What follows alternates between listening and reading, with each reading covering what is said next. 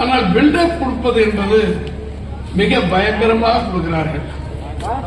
அதுதான் அது ஏற்றுக்கொள்ள முடியாத ஒரு பில்டப்.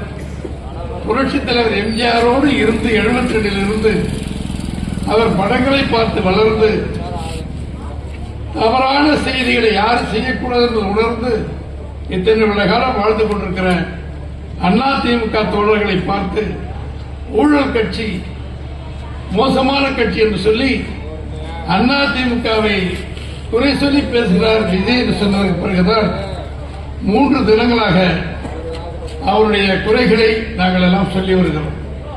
ஊழல் என்று எங்களை பார்த்து சொல்லுகிற திரு விஜய் அவர்களை, நீங்கள் வாங்குகிற சம்பளம் எவ்வளவு? உண்மையிலே ஒரிஜினலாக ஒயிட்டில் வாங்குவது எவ்வளவு? பிளாக்கில் வாங்குவது எவ்வளவு? அதற்கு நீங்கள் கட்டிய வரி எவ்வளவு? மீதி பணங்களை எங்கே வைத்திருக்கிறீர்கள் என்று கேள்வி கேட்க அங்கங்கே ஒரு மூளை உள்ளவர்கள் பேசுகிறவர்கள் கேட்டிருக்கிறோம். நானும் கூட கேட்கிறேன்.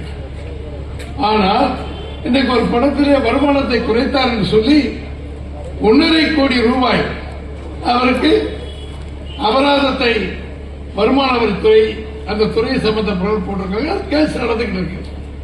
அது இல்லை, நான் கொடுக்க முடியாதுன்னு சொல்றது வழக்கு, நீ கொடுத்தாங்கிறதுக்கு வழக்கு அது நடக்குது.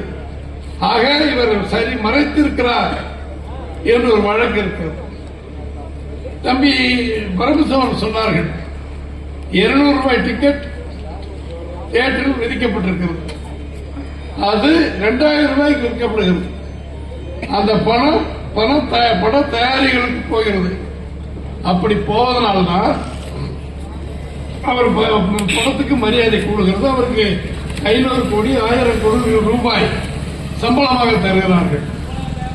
அதை பெற்றுக் கொண்டிருக்கிற திரு விஜய் அவர்கள் நேற்றைக்கு முன்தினம் டிவியில் பேசுகிறார்.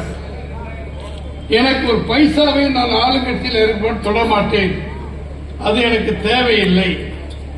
ஏன்னா ஏற்கனவே டிக்கெட் வித்து அதிகமாக கொள்ளையடித்து அந்த பணம்லாம் இருக்கிறது, அரசாங்கத்துக்கு ஒரு பணம் அல்லது வேற வழியில் வருவது எனக்கு தேவையில்லை என்கிறார்.